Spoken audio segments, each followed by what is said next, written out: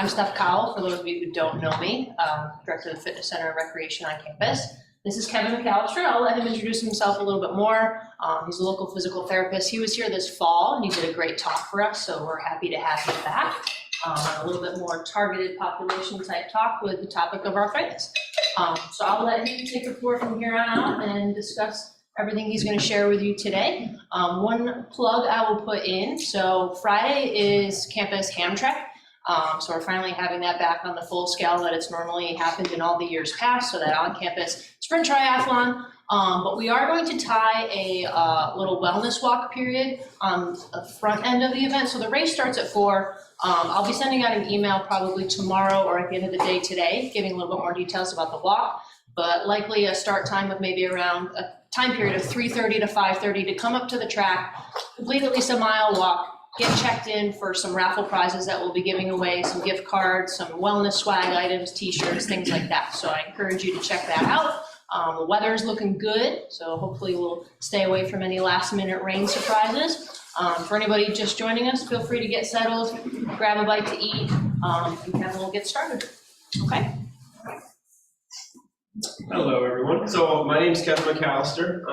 I am a physical therapist locally. I work out of Function Better Physical Therapy. Like Steph said, I was here in the fall giving a presentation on posture and desk work, ergonomics and stuff like that.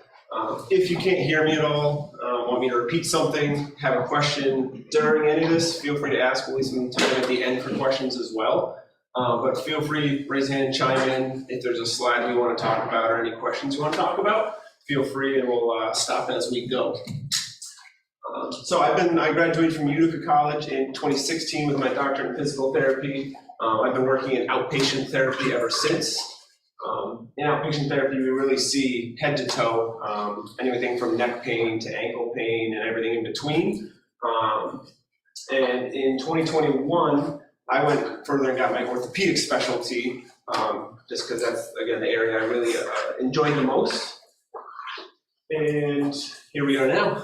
So today we're going to be talking about arthritis, what it is, a lot of the misconceptions with it, a lot of the issues we see with imaging, x-rays and MRIs.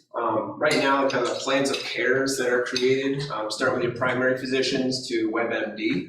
A lot of the stuff that gets floated around there and people kind of don't know how to sift through it. And that's where someone like myself or some other medical professionals can come in and we'll talk about today. So in general, what is arthritis? Again, term that we've all heard day in and day out. We hear as we get older especially that we've got arthritis. So really if we break down the word, arthro means joint, itis, anything with itis on the end, arthritis, tendinitis, typically just means inflammation. So really arthritis is the inflammation of a joint, right? And that can be anywhere from, again, head to toe. Any joint in our body can develop this. And there are many different types out there. The most common, what we'll really focus on today, is osteoarthritis. Mostly referred to as just arthritis. There are many subsets, rheumatoid arthritis, psoriatic arthritis. There's a lot kind of in there. We won't go into detail on too many of them. Really, it's about the source of where it comes from. Something like rheumatoid arthritis is autoimmune, meaning your body kind of attacks its own joints, whereas osteoarthritis is the breakdown of the bony surfaces. So we'll stick to the osteoarthritis today because, again, that's the most common form you'll see, what most people will suffer from. Again, there are other subsets. So with the prevalence, going on the CDC's website, about 1 in 4 Americans will have some form of arthritis, and that is the population. So that includes people that are younger. So you can imagine as we get a little older, that percentage drastically increases, and we'll go over that a bit later. It is more common in women than men. It, again, increases as we age. So the older we get, the more prevalent it becomes.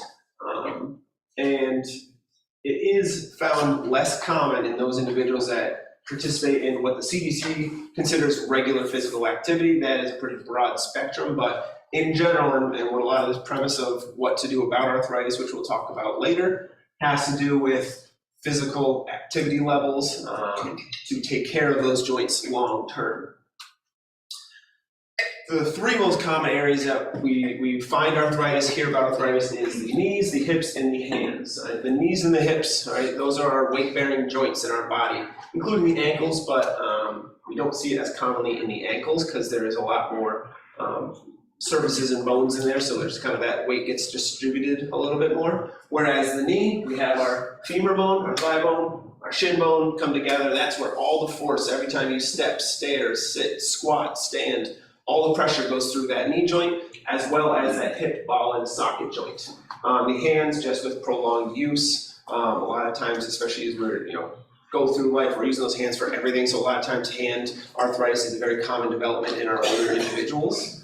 But we will go through sort of a little bit of the anatomy of the joint and what happens on those joint surfaces that starts to cause a lot of the inflammation and symptoms that you get. Again, the most common areas, the knees, the hips, and the hands. So, arthritis isn't, if you do one thing, you develop arthritis. There are a lot of contributing factors that go into it. People think just age or, their unlucky genetics, that they are gonna, your mom had it, your dad had it, your grandparents had it, it's in your genetics. There are a lot of contributing factors, and again, the severity of arthritis will vary drastically person to person. Just because an individual in your family had it, they might have had it really bad, they might not have had it at all. You might get it a lot worse, you might not get it at all. So some of the contributing factors. So one, age, all right? This is kind of the primary factor I talk to my patients about a lot. As we age, our joints change, right? A lot of times we hear it on an x-ray, on an MRI, we have arthritis, degenerative changes, breakdown of the joint, right? You hear me use this analogy a lot today. The brake pads on your car, they will wear and tear. My joint surfaces are going to look different now than they do when I'm 60, when I'm 70, when I'm 80. We have general breakdown of our joints that contribute to pain and inflammation, and it does not always mean an arthritic joint is coming from one thing or another. Gender, again, we said before, women are just more susceptible than men. Obesity, again, a lot of people tell me, they went to their doctor, you've got arthritis in your knees, you got to lose weight.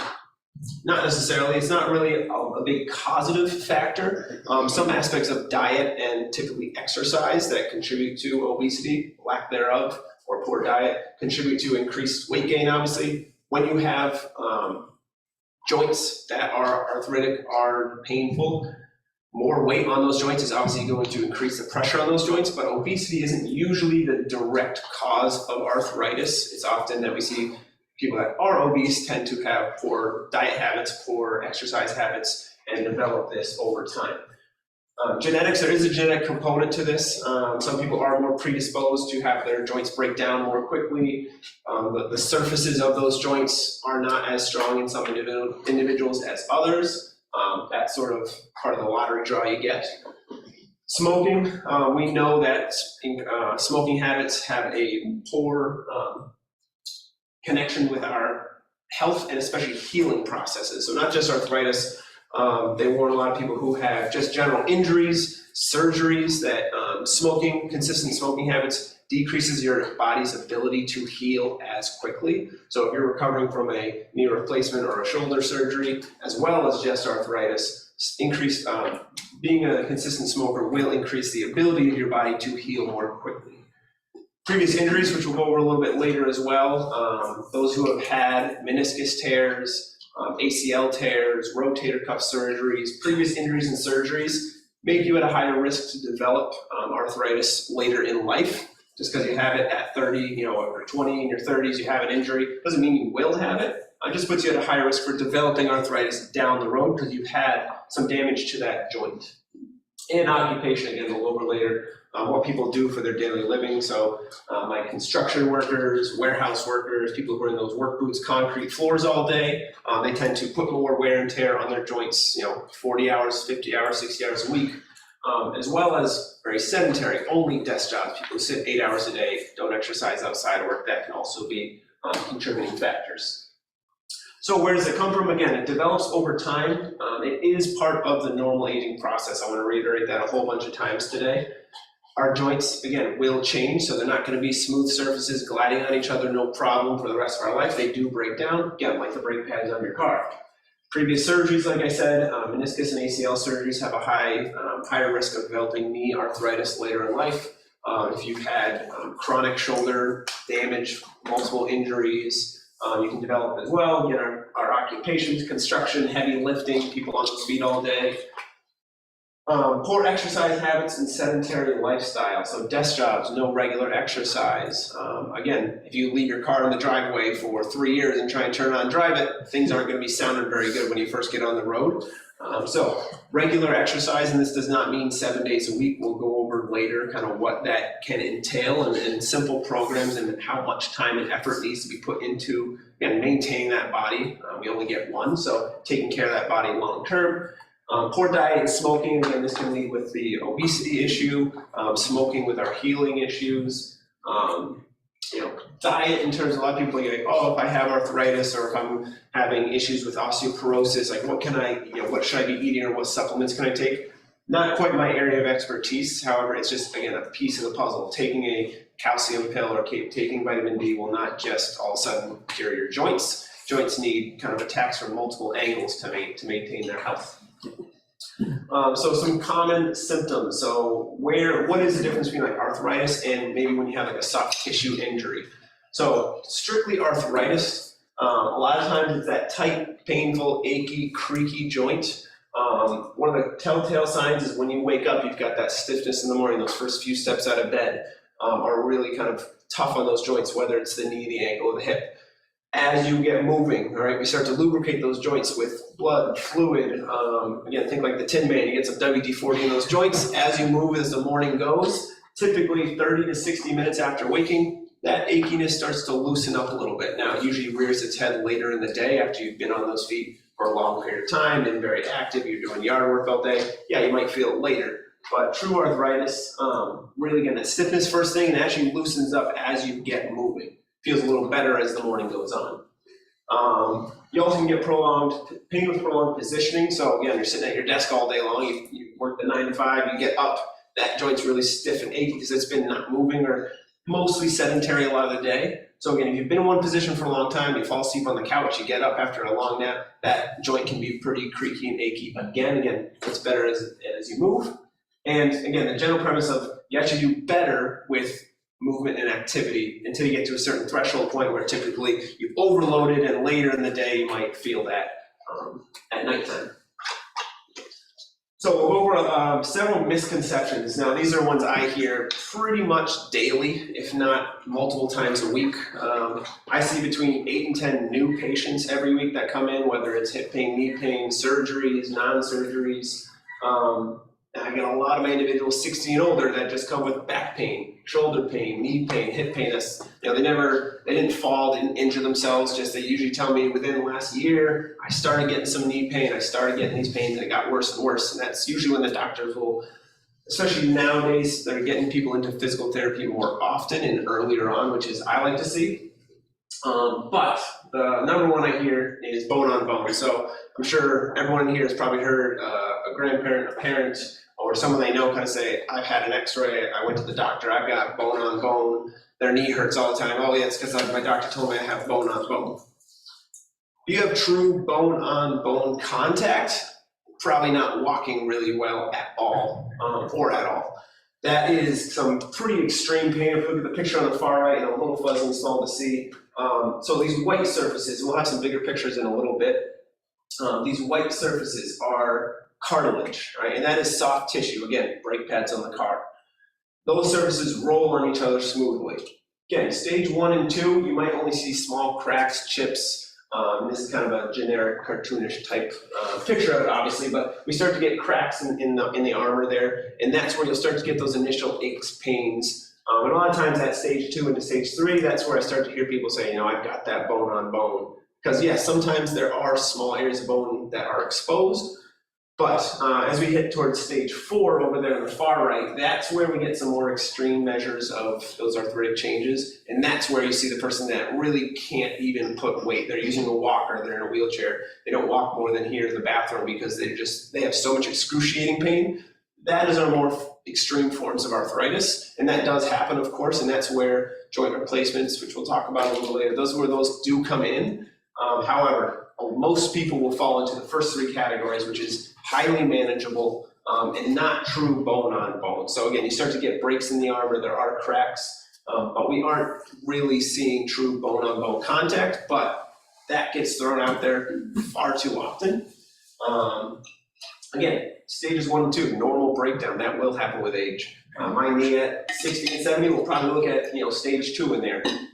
Some people will not get any at all. Again, they take care of themselves long term. You don't always develop arthritis. However, that is very common findings is those early stages that, little stiffness in the morning, that is very common, but not true bone on bone, which is just, again, I have people walking in my office, and if you have bone on bone, you're probably not just strolling into my office, no problem, without a walker or a wheelchair or really slow moving.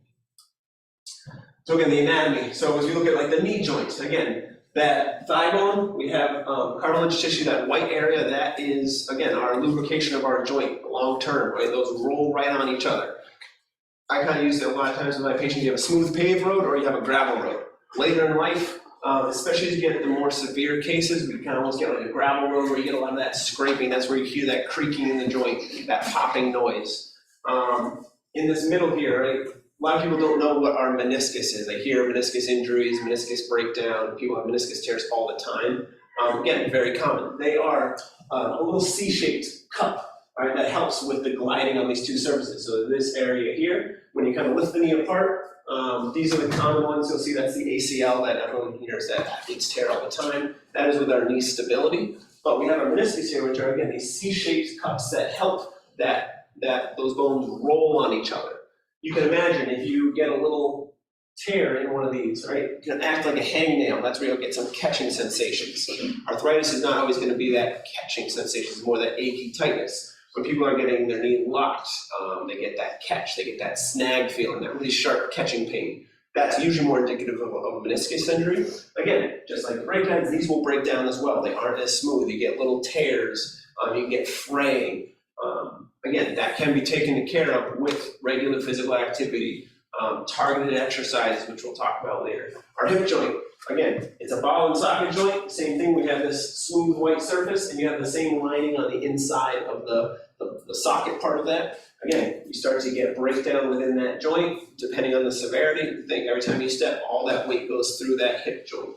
So again, regular breakdown. But this is where that pain comes from, is these surfaces, these white surfaces, start to get cracks, okay?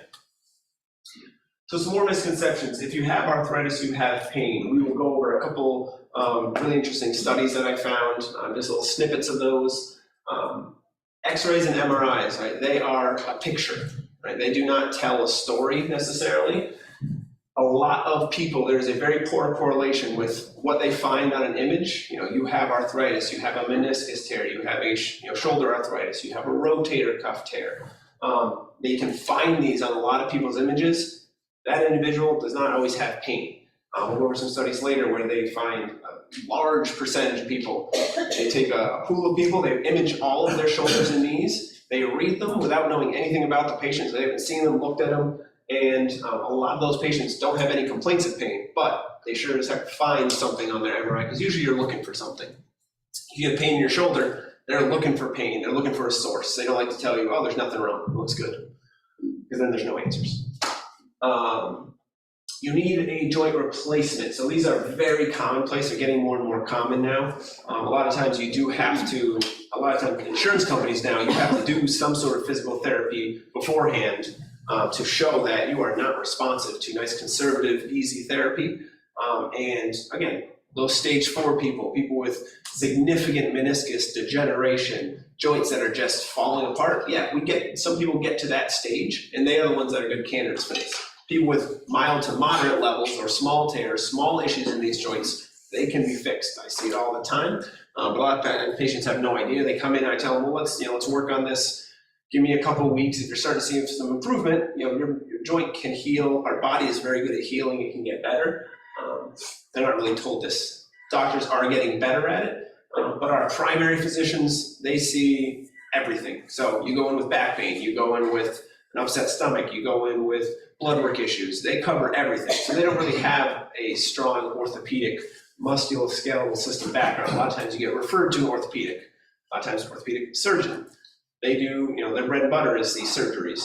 They're not pushing them on people, but they often throw them out as an option right away versus, hey, let's see if we can do everything we can first. If it's not working, come back and we can do it. I have no problem with that. Again, some people they are good candidates for this. A lot of times it just gets thrown out like the first visit, if it's not getting better, come back to me. You'll probably need one in the future anyways. Hear that very commonly. Any surgery is a risk. Joint replacements, they're very good at them nowadays. Not like much goes wrong, but there is risk with any surgeries between infections, anesthesia, all that jazz. If you can avoid it, that's usually number one priority. But again, it is needed at times. This is the worst fill in the blank I've ever seen. Knees, hips, joints. I have countless patients come in. And again, they might be hobbling, they might have a bad knee. The doctor told me this is the worst knee they've ever seen. They've never seen arthritis like this before. I promise you they have. I promise you it's not the worst one, because there have to be a lot of doctors for them to each see the worst one they've ever seen. Heard it from the same doctor multiple times. It must be a tagline he uses to help get some patients in the door, but this is the worst knee I've ever seen. I've never seen a hip with this bad of arthritis. Don't listen to that. Very rare. You have to be the 1 in a million, because there are many people with these joints that look just like yours, and they're probably not as bad as it's made out to be. Again, this ends up causing a lot of fear in patients and think, well, if it's the worst knee you've seen, I have to get surgery. Not necessarily. And I just have to live with it. Arthritis is normal, I get pain, there's nothing I can do about it. Very wrong. We will again approach this a little bit later. Okay, so going into the images, x-rays, MRIs, these are the most common. Everyone will usually start with an x-ray. They're very cheap, so insurance will cover them. MRIs, they don't even let you get now until you've done at least 4 to 6 weeks or failed physical therapy. My patients that come in saying, my x-ray showed some arthritis, but I'm having a lot of pain. I just want to get an MRI and see what's going on. Get an MRI, it's going to tell you probably have arthritis, or you might have a joint or tissue damage of some sort. Guess what? You're coming to me first anyway. So there are bypassing that a lot of times, and people want an MRI just to know what's wrong. 90% of the time, I can usually tell you what's going on. I can test whether it's a knee meniscus. I can test whether it's more of the joint. I can test whether it's an ACL. I can test whether it's a muscle in the shoulder, a soft tissue in the shoulder, the joint in the shoulder. We can tell a lot of that, as well as sometimes orthopedic surgeons with their testing can test a lot of that. But an MRI is not always necessary. If you get a rotator cuff, unless you have such debilitating pain, you can't even move that arm anymore, and they go in there and it's just a full-on tear, nothing can be done, yeah, surgery might be an option. But going off of arthritis, rotator cuff tears, extremely common as well. And that happens a lot with the degeneration in arthritis. We wear and tear those muscles just like we do with the joint. I see so many patients that have shoulder issues, they don't move well, and with some PT and with some nourishment in that joint, they come right along and it's no problem. So a lot of people want an MRI, they are just a picture, right? Again, a still frame picture. You look at and we'll go over some studies that you take a picture of a knee and, oh, that one's got arthritis, or that's got a small meniscus tear. They watch the patient walk through here and you wouldn't even notice they have a limp, they don't have any pain, they don't complain of anything, they've got changes in that joint. So that's where we come in, right? We look at, in my assessments, and not every PT is the same. You might get some that are a little bit lazy, but a lot of us now, we look at how you move, the quality of your movement, how you feel when you move. If you have knee pain and you can't squat, but you can walk and go up and down stairs, that tells us a lot, right? How severe your symptoms are and how they affect your movement is most important, not just what a picture says. So this is a study that they did. I kind of grabbed some snippets, not to bore you too much, so more the pictures, much easier. In this, the red bar, all right, they took a large number, as you can see, between 50 and 90 years old. The red bar is the MRIs and x-rays that showed shoulder arthritis and tears in individuals. So we took everyone in this room plus 100 more. We took x-rays or MRIs of your shoulder. The red bar is the number of people they found that had arthritis, tears, something going on in the shoulder that showed up on an image. Again, they don't know who they're looking at. They're just looking at the picture of your shoulder, your shoulder, your shoulder. What then they find out afterwards is that blue bar is the number of people that did not show or have or complain of any symptoms. So again, they go in, 110 people between the age of 70 and 80, 110 images showed these people had arthritis or a tear in their shoulder. Well, 65 of them didn't have a complaint in the world. So again, images, pictures, they don't always tell the whole story. They don't mean you have symptoms. That's why x-rays and MRIs can sometimes, especially MRIs, can be a bit of almost a detractor from healthcare. They scare patients. I've got arthritis. They don't want to move that shoulder. They don't want to step on that knee anymore because they're scared. I've got damage. I shouldn't do anything. That's usually the wrong path to go down. Highlighted a couple things here. So this is, again, another study I found. The presence of knee arthritis on an MRI, right, for patients that are asymptomatic, so no symptoms and not injured. So again, they took pictures of 100, 200, however many people this whole pool took, right? People that did not complain of pain and people that did not have an injury, and they took MRIs of their knee, all right? So articular defects, just to kind of make these a little simpler, that's the white surface that we looked at. Again, the cartilage tissue, the smooth pad on the joints. Meniscus tears, again, those C-shaped cups that help in the knee. Bone marrow lesions, again, think similar to those cartilage defects. That's when you can get small cuts into the bone areas. And osteophytes, also known as bone spurs, right? So some really common findings, right? Overall, they found it in 25% of people. These are people with no pain, no injuries. 1/4 of these people showed just articular, again, that white surface, issues with that. Another 1/4 also showed bone spurs, right? And then in between. People under the age of 40 found these things as well, right? But especially as we get towards over 40, 43, almost half the people, 4 out of 10 people showed some sort of surface issue. Almost 40% of people showed some sort of bone spur. And these, again, no injuries, no symptoms. So these are very, very, very common findings. I tell my patients, if you're over the age of 40 and you had an x-ray, I'll guarantee you they almost probably found arthritis, right? They might have found a small meniscus tear. They might have found a bone spur. People come in, I got, my back arthritis, I've got bone spurs and I've got degeneration, right? Really common phrase, degenerative joint disease, DJD, or DDD, which is degenerative disc disease. That's common with the back. So degenerative joint disease, aging, right? It's a very scary sounding diagnosis to a lot of people when they hear it for the first time is, my joints are degenerating.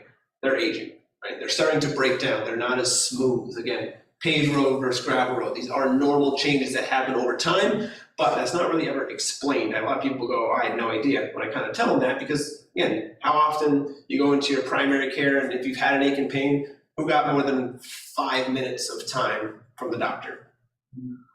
Yeah, usually they're in and out, they check your blood work, everything looks good, any complaints? My knee hurts, okay, here's a muscle relaxer. That's about the extent you get from your primaries. Again, there are always exceptions. You get an x-ray and they show something, okay, let's send you to the orthopedic, they'll take you from here. Because again, that's not their area of expertise. So the first line of attack is often the primary physician, who this is not their area they focus on, they send you to the next one. Well, it takes you a week to get into your primary, and they schedule the x-ray, you get that a week later, and then you get into the orthopedic a week later to find out that you read your MRI or your x-ray a week later, it's been a month and your knee still hurts. That's usually when you get sent to us. So it's getting faster, but a lot of times you don't get into a person that's gonna look at how you move, a chiropractor, a physical therapist, a personal trainer that can really assess you until it's been a little while. And usually you've let this go for about a year before you finally give in and say, I'm gonna go see my doctor about it. And then I have a lot of patients that, over the course of a 6-8 week period, 10-week period where they're doing their exercise and they're starting to feel better, kind of say, I wish I, just done it when it started to hurt. It's a lot easier to fix early on than when you can't walk anymore. So what can we do about it? You may be someone that just wants to, again, you've heard it in your family or your primary orthopedic has said, hey, you're starting to get early stages of this and you want to prevent it from getting worse, prevent it from coming on at all, or decrease the progression of this so it doesn't get any worse. Or you already have knee pain, you already have hip pain, your shoulder's already hurting you. You've heard the phrases we talked about earlier, the bone on bone, degenerative joint, degenerative disc. I'll see you in a couple years for a joint replacement. Your x-ray looks terrible and you want to do something about it. All right, so this is a direct quote I'll read quickly that I got from one of the journal articles. So there are few treatments more effective for the prevention and treatment of injuries and musculoskeletal conditions than resistance training. And some people kind of get intimidated by resistance training, think you gotta be in the gym lifting barbells and heavy weights. Most Americans are underperforming enough strengthening to prevent the loss of muscle mass, which really starts to begin in the third decade of life. So again, my 40-year-olds and on, starts at 30, where we start to, usually we're getting into our careers, we're a little less active, we're not as diligent with our daily activity, but you hit 40 and on, we start to progressively lose muscle mass, strength, and endurance, right? The older we get, again, our body does not respond as quickly. It takes you longer to build muscle. It takes you longer to lose that fat. It takes you more effort to get the same results as when you were younger, which is tough because, again, no one wants to look and say, well, if I work hard for the next 6 months, my knee will feel better. Everyone's going, what can I take this week and make my knee feel better for the golf tournament next week or for the 5K walk coming on campus next week? So, preventing and improving arthritis. So again, my recommendation, as I have a bias, is a physical therapist, a personal trainer, someone to look at the quality of your movement, how you move, what hurts, what positions are most difficult, what you can and can't do. Can you squat down? Do you have trouble with going up or down the stairs? Do you have trouble rolling over in bed, getting out of the car? There's lots of different things we look at, right? But again, to make the strengthening and the resistance training a little less intimidating, right? The studies show 2 to 3 times a week doing resistance, body weight, either body weight or resistance type exercise. Your body weight counts as resistance. If we can get some weights going, for the shoulders, it's hard to, besides push-ups and pull-ups, it's hard to do body weight exercises. Dumbbells, don't be afraid of grabbing weights. Again, that's where an assessment will come in. If it hurts to get your shoulder overhead, right, we're not gonna start with shoulder presses. That's where someone like me can come in and say, okay, well, let's start you over here on some appropriate exercises. Your hip hurts, you haven't squatted in 20 years. You're not gonna go to the gym and start squatting. We're gonna show you some exercises, where to start, where to begin, what muscles to focus on to get that journey started. Right? Again, it is a journey. It's not a quick fix of 2 weeks and my knees feel better. It does getting on a regular regimen, but knowing what to do is a huge barricade, and where to start is an even bigger barricade. Again, you don't know I can't squat, what do I do? That's where we come in. Resistance training at, my famous is 3 sets of 10, right? We hear it kind of all the time in the PT world. It's a little generic, but it's simple, 2 to 3 sets. 8 to 10 repetitions, 2 to 3 times a week. That's a 20 or 30 minute exercise program. Maybe throw in some walking. It doesn't need to be an hour in the gym 5 days a week. We don't really, no one has that kind of time anymore, right? And that's, again, a big deterrent is getting started and how often do I have to do this? Again, don't be afraid to strength train. Seeing someone who can, again, start you on the right path, start you at the right level is very important. Again, another quote, it is important to note age does not influence one's ability to strength train. A review article of an average strength increase of 1/4 to 1/3 in older adults that began a strength training program. Again, 2 to 3 sets, 8 to 10 repetitions, 2 to 3 times a week, targeting our major muscle groups, the glutes, the quads, the deltoids, the rotator cuffs, the big muscle groups that are our support systems, targeting those muscle groups at those frequencies. These programs have shown to improve adults' quality of life, help prevent conditions such as osteoporosis, osteoarthritis, back pain, a lot of these things. Our bodies are meant to move. We have to keep them moving. We get more and more sedentary, again, desk jobs especially, all right? We go home, we eat dinner, we sit on the couch. We wake up, we go to work the next day. If we're lucky, on the weekends, we go do some yard work. First exercise we've done in a while and our back hurts, and we don't want to do it anymore. So that I see that cycle all the time. We aren't doing enough regular activity. And if you are regular about it, it's not as daunting versus trying to get it all done at once. So right here, all right, on our bottom right, we had a 40-year-old triathlete. This is an extremely highly competitive athlete, running, biking, swimming, right? Next to him, you have your 70-year-old triathlete. This is likely someone who's done this a lot of their life. They've taken very good care of their body.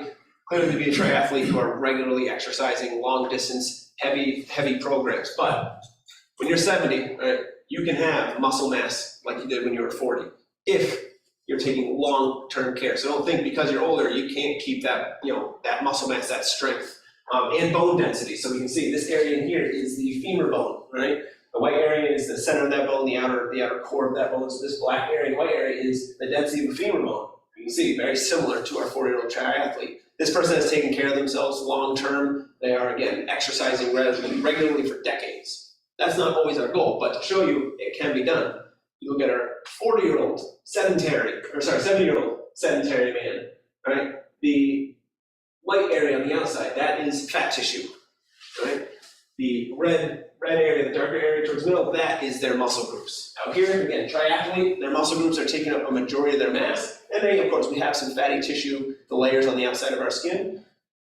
The less we are exercising, we're more sedentary. Or where do we store fat? In our gut, in our legs, in our thighs. So again, you get a lot of decrease in the muscle mass, an increase in the fatty tissues. And again, you can see how much smaller that bone area starts to look, that femur bone density. High levels of activity over long periods of time maintains bone density. So people are afraid to get, to get osteoarthritis, osteoporosis, brittle bones. What helps keep bones strong is weight bearing. Right? People who exercise regularly, it increases the bone density actually as you age, and you can prevent it. Now you get to a point where you haven't done anything for 3 decades and you try and be a triathlete, those bones are a little bit more weak, our muscle mass is there. Yeah, you're not going to quite just jump up to this area, but this is someone, again, who's maintained probably a lot of their life, same age group, much more sedentary. So you can see drastic changes in fat tissue, bone density, muscle mass. Again, you'd like to be somewhere more in between there, and it's highly possible. So where does physical therapy start to play a role? Yes, I have a bias here, all right? I see the benefits of regular physical activity every day with my individuals. I see everyone from my young athletes from 12 years old through high school and college with injuries. I see my middle age, 40 to 60 that are doing, again, desk jobs. Some are very active. I see a lot of, correctional officers who have knee injuries because they're in a very, again, they're highly active. They have a lot of availability for injury. Construction workers, they're going to develop injuries. I see them a lot. And then I see my people who, my back has just been getting worse. My hip is starting to hurt in this past year. And I see a lot, 70 to 90, right? My 79-year-olds that come walking in with a cane, right, can hardly move, right? They can hardly do a leg lift when they're laying on the table. If they are someone who's diligent, do the homework I give them, they're coming to PT regularly, and again, this is 70, 80 years old, they're climbing the stairs again, they're doing squats. They may not be doing this every day, but they have the ability to squat, to go up and down their stairs, to get rid of that cane, to get rid of their walker, be more independent. They can take care of their house, they can do the chores again. A lot can happen at any age bracket. This is where a thorough assessment, again, how you move, what hurts when you move. If someone tells me they have trouble going downstairs versus upstairs, they have trouble squatting down, they can't kneel, or they can't get up from kneeling. All those play a role in, okay, you have some joint degeneration, you might have a meniscus tear, you might have a tear in your hip. Okay, well, how does it affect you, or does it not affect you at all? A tailored program, again, where to start is really important. Are you starting on the table? Hey, let's get that joint moving. Range of motion is really important. If your knee is stiff as a board, right, getting some range of motion, again, all these can be improved. People think my knee hasn't bent this far in decades. Give it some, again, you're the Tin Man at that point. Let's get some WD-40 in those joints. Blood flow and activity loosens those joints up. So a tailored program, where do you start? What do you need? My 75-year-old who has been walking with a cane and my 40-year-old who twisted his knee last week are going to get very different programs. You go to the doctor's office, you get an x-ray, take some meloxicam, take ibuprofen, and let's get you an orthopedic. Let's see what they say. You get the same care sometimes. And then education and reassurance. Again, telling patients, hey, this isn't a life sentence because your knee hurts or because you've got arthritis. There are a lot of changes that can be done with conservative care. So again, we can identify where to start. Again, you're not starting with squats. You need a good solid foundation, range of motion and strength in your big muscle groups. The analogy I use with my patients all the time, you can't build a skyscraper on top of stilts. If you don't have a good activity in your core, if you don't have good glute muscles, butt muscles, hip muscles, thigh muscles, those are our foundation. Everything we do travels through our knees, hips, pelvis, and lumbar spine. Right? If you're not strong from here to here, right, everything else on top of that is just getting tons of extra pressure. A lot of times our knee pain develops from not necessarily wear and tear at the knee, right? What happens is you've had weak hips, right? You've been modifying how you walk. You hobble down the stairs and you put really odd pressure through your knee joint. Your knee joint wants to work with your hip, knee, and ankle all as a unit. Well, knock one of those out, weak hips, or you maybe had something that happened to the hip that you kind of end up doing a little bit of a limp. Well, now your knee is getting some really odd pressure into those surfaces, and you can develop knee pain with that. So we look at above and below, again, a thorough assessment of where you need to start. And just exercise and mobility in general, again, like the Tin Man, blood flow, joint mobility, it promotes healing in our body. Our bodies are very good at healing. You get a cut on your arm, you don't go for stitches and surgery. That can heal up, right? Allowing these minor injuries, small changes in the joint surfaces to heal, to improve. Our body is very good at that. Yeah, you get a massive, you get a fracture, you break a bone, that has to be fixed. You get a giant gash that's this wide open, yeah, you need stitches to close that up. But minor scrapes, minor aches and pains don't require some extensive surgery or medication. Give your body a chance to heal. A really common analogy I use is picking up a scab, right? If you just keep picking that scab, you keep injuring that knee and keep putting pressure on a knee that hurts all the time, it's gonna keep bleeding, it's gonna keep getting worse. Allow that scab to heal, what happens? It goes away, it improves. You might have a scar, but you can improve that tissue. So a lot of times we have to self-advocate, and you go to your primary physician. This is not their area of expertise. They send you on to the next person. Sometimes it's me, sometimes it's orthopedic, sometimes it's pain management, go for an injection and take this medication. But self-advocating, right? I'm sure a lot of people know people who have done PT. They might have had crummy PT in the past. They might have had great PT in the past. So again, self-advocating to your doctor, saying, hey, I'd like to try some PT first. A lot of people now don't want to take medications. They know what opioids and all that stuff has done to people. They want to be more conservative. They don't want an injection. They don't want a surgery. So asking your doctor for, a healthcare professional, who can I go to next, especially physical therapy, and then ask around, where has a friend of yours been? Where has a family member been? Did they enjoy it? I had stories about I went to this PT place or that PT place, and I got heat and they left me on a bike for 10 minutes. And I had people that went to other physical therapy offices that they enjoyed it, they got better, and that's where they'll go for the rest of their life. I have a lot of repeat customers, and I have a lot of customers from some poor facilities that I've seen.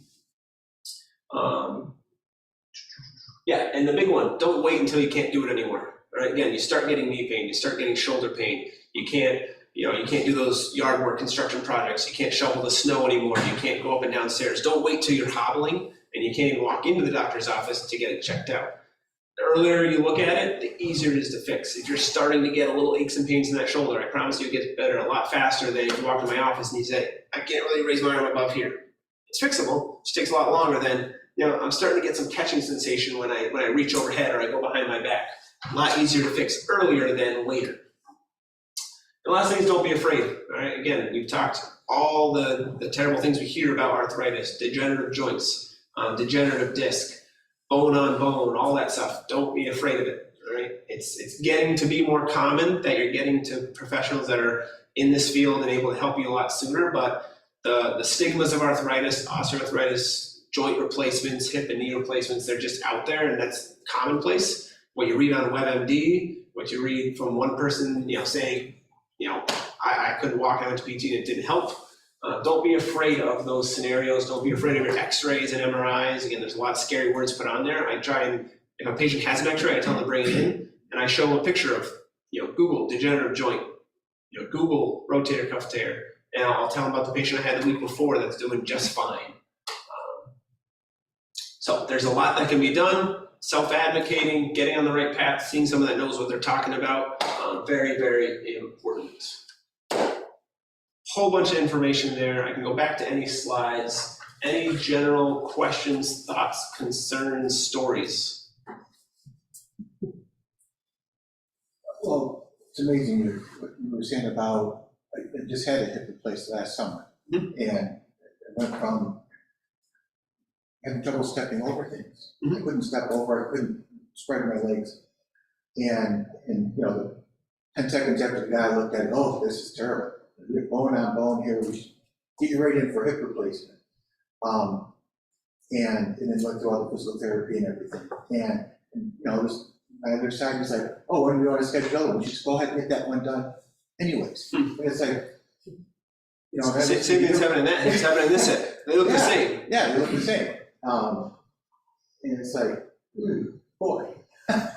So which hip did you have replaced, left or right? I had my left one. Yep. And you said your right one looks just like your left one. Yep. Are you having the same symptoms in your right one as you did with the left one? Yep. So again, some people, again, that's very common is you might as well get the other one done, or like, I'll see you in a year or two for that one. Or it gets even worse. You know? Yeah. They're like, well, don't let it get so bad that you can't walk, let's Yeah. take care of it now. And the nice part, especially hips and knees, those are the common replacements. They are very simple. They're not very fun to get rehabbed. You know, I'm sure you've heard horror stories, people who have knee replacements having to get the stretching done and all that. So they are very effective when they are needed. I'm sure after that surgery, you stop having that joint pain. But again, you go roll the clock back 5 years and they said, hey, we're starting to notice some changes. Why don't we attack it now? Yeah. Sometimes that's pretty avoidable long term. Most people aren't getting to the doctor until they can't walk anymore, and they may have significant damage in that hip and they might be a candidate. But not everybody. That's kind of what we find is everybody gets thrown out the idea of, well, we can do surgery, or you can also try PT if you want. Sort of the thing we run into. What about hand? Right there. So, and again, there we start to come into, there's a lot we call differential diagnosis, right? Is it arthritis? Is it a joint issue? Is it a muscular issue? Is it a nerve issue? Especially when you get towards the hand. There's nerves that run in there. There's really small joints, right? You know, in one finger, you've got 4 bones, 4 joints, and those are connected to ones next to it between connective tissue and ligaments and muscles. So, especially as you head into that thumb pad, right? Everyone thinks carpal tunnel. You tell a doctor my thumb hurts or I get pain in these 2 fingers, carpal tunnel, let's do a carpal tunnel release. Same thing, a lot of surgeries. You might want to try conservative therapy first and again, see someone, okay, why is my thumb hurting? Well, if it's weak, if it's tender to touch, if it's hot and cold, if it's pins and needles and numbness, those are all different things that you run into that someone can, okay, maybe you are a candidate for, if you have severe carpal tunnel, because we see that with people that are in computers and type a lot, yeah, sometimes a carpal tunnel release gets rid of all those symptoms, but there are also a lot of stretching and activities you can do. But there are a lot of joints in that hand. We do everything with our hands. We grab things, we pick up things, we hold things. So sometimes, again, just like your knee and hip joints, these are just a lot bigger. Mobility, practice with gripping activities, stretching, certain things to do with those hand joints can also improve symptoms, or at least have someone be able to figure out, okay, what is the source of that pain? Because Is it's it? like my non-dominant hand, which, So it doesn't get as much use as this hand. right. Sometimes that's our stabilizing hand. You know, every time we're doing something, we stabilize in that hand. Maybe we're compressing. Maybe you had an injury in the past, or maybe it's just that one starts to hurt just because your body doesn't like it. And having someone kind of dig into that for you can open a lot of avenues to go down. Is there any relationship between the noises that a joint might make, like grinding or anything, and osteoarthritis? And also, the same question about swelling. Yeah, so with arthritis, typically, especially as it, you know, first thing in the morning or late in the day, say you've been doing a lot of yard work, you're gonna get swelling into that joint because your body's trying to heal. You aggravate a certain area, all right? Same thing, if you get clocked on the ankle blows up like a balloon. There's not a lot of tissue there to have that fluid go anywhere but under the skin, so your ankle blows up like a balloon. But when your knee joint, you have spaces there, so a lot of times the fluid fills those spaces. So that feeling of swelling is a lot of times the body's response to, I'm trying to recover here, so let me get more blood and fluid there. You sleep at night, that knee gets a little more swollen because now that fluid's not going anywhere. That range of motion and activity, you know, pumping, it acts like a pump system where it pushes that fluid out. So that's one part, is that fluid a lot of times is there because your body's trying to heal, but it's chronically trying to heal. Every day that knee's hurting, so every day you're getting more fluid there. When we stop moving, stiffness and tightness. The grinding, the cracking, again, that gravel road versus a smooth road, that is pretty normal. People get it, especially in their shoulders, in their necks. If it's not symptomatic, right, a lot of times it's just noises, right? When you crack your fingers, right, you don't have a problem with your fingers, those air pockets releasing, we have nitrogen buildup. So those cracking noises, sometimes that pop, crack, again, like a cracked knuckle, that's air pockets being released, breaking through the cobwebs. Very normal for, again, as joints age, that is fairly normal as well. When you get like crunching, every time you move through a range of motion, you're getting this grinding feeling, it's very painful. That is more of that degenerative changes that can be happening. But symptomatic and asymptomatic, very different.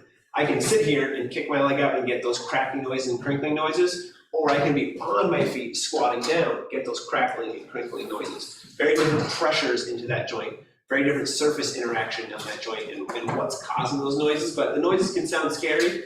If you, every time you like move your leg or every time you squat down, it's like a loud grinding sound and that's very painful, okay, we're pushing on an area that needs some rest and to take some load off of it. Again, that's where an assessment comes in. Okay, do you need to put more activity or get off that leg a little bit more? And what can be done to get off that leg, but still exercise it? So again, you might not be ready for squats. If you, every time you squat, it's grinding and catching and sharp pain, squat's not for you.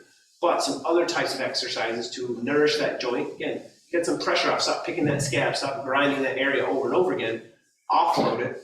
Exercises that someone can give you to help improve the pain levels and the catching in there, improve that joint mobility. And a lot of times that can, again, just where you start and what you do to that. But the scary noises, everyone kind of has those noises. Symptomatic versus asymptomatic is very important in what causes. On the slide fairly early where you had some people exercising, like there, That's good stuff. any thoughts about what would be a good, resistance training, 2 sets of 2 or 3 sets, 8 to 10? Yeah, so again, it's very hard to be generic. If you're someone that's wanting, you don't have aches and pains, you want, okay, what's a good program to do to help protect my joints long term? I'm not having issues, I don't have arthritis or the early stages. Again, body weight exercises, big muscle groups, so say quads and thighs, all right? Exercises, again, whether it's one leg or 2 legs, we have exercises like bridges, lifting that butt up. You're laying down on the floor, lifting that butt up off the table. Very good glute exercise. Squats, again, can you actually squat down? Do you have good form? Or if you're squatting down, your knees are coming together and you can't really get very low, okay, that's not probably a good exercise because doing it incorrectly isn't as effective as doing something correctly. Can we do things like sit-to-stands from chairs? Again, doing a squat motion, but you're not having to control everything. Getting up from a lower surface, right? I still have to use a lot of quads and glutes to stand from that chair and to sit nice and slow, right? Quads and glutes type exercises, so squats or sit to stand type movements, bridges, those will get your big muscle groups. I find that especially the outside hip muscles out here. So a lot of people have heard of clamshells. You're laying on your side, your knees are bent, you're opening your knees apart. Or you put a band around those knees. A really common exercise I make a lot of my patients do is sidestepping with a band around your knees, targeting these bigger muscle groups. They are the support system. If you have good support, right, those knees don't get as much load, those hips don't get as much load throughout the day. So really body weight exercises are a good start. When you get towards the shoulder is a very complex joint. Our knee moves forward and backwards, all right, and it needs support in and out, but it doesn't twist and turn. Shoulder goes every which direction, and there's a lot that goes into moving correctly. Rotator cuff exercises are extremely important. People a lot of times have weakness in the rotator cuff. Whether you have a tear, a really weak rotator cuff, if your shoulder is not moving properly, and every time we raise up, we see a lot of this. I see this a lot of times while hiking. That shoulder goes up in the air, positioning that shoulder correctly. If you're reaching overhead and you end up doing a little bit of pinching every time you do that, now it might not hurt when you do it. You do incorrect exercises with poor mechanics for a long period of time, you can start to wear and tear at that joint. So incorrect exercise is something that can, again, be an issue, but that's, again, if you're doing general exercise and you're not having aches and pains, shoulder exercises, rotator cuff exercises, body weight or some sort of resistance. You can do the quad machine, get on that machine, do some resisted quad exercises, resisted hamstring curls, get on that hip machine. Those are all going to be good for the longevity of those joints. Just a matter of if you don't know what to do or how to do it, you don't know if you're doing it right, that's where, okay, getting a little help from someone just to get you in the right direction. But especially like, again, glutes, quads, core is really important, right? That's not crunches, that's not doing sit-ups. Good proper core stability is really important too. Things like planks. The mountain climbers get a little extreme on the bottom, but there's, I have core exercises from laying on your back on the bed to standing and jumping. So there's, again, a wide variety you can do, but in general, without the aches and pains, and if you're moving pretty well, any kind of combination of leg and arm exercises is going to be good for you in general. You'd be better than half the population in what they do on a day-to-day basis. All right. I have some cards up here if anyone wants to take one. It has my email on it. Steph can send you the presentation if you'd like to take a look at it. If you have any questions, I respond to my email pretty easily. It's right here at the bottom. Feel free to email me any questions. If you want to come get checked out, my office is right on Commercial Drive in Yorkville. If you have questions on who should I go see for this first, shoot me some emails. I can answer any questions pretty quickly. If you want to hang around afterwards and ask anything individual, feel free. I'll hang around. I'm going to eat some food as well, so feel free to hang and ask me any questions afterwards. But 1 o'clock on the dot, that's pretty good. All right. That's all I got for you guys. Thanks, guys. I'll leave these up here if anyone wants them. You can hang around if you have any questions for me. Come on up. What are you taking, Mark? I wouldn't read the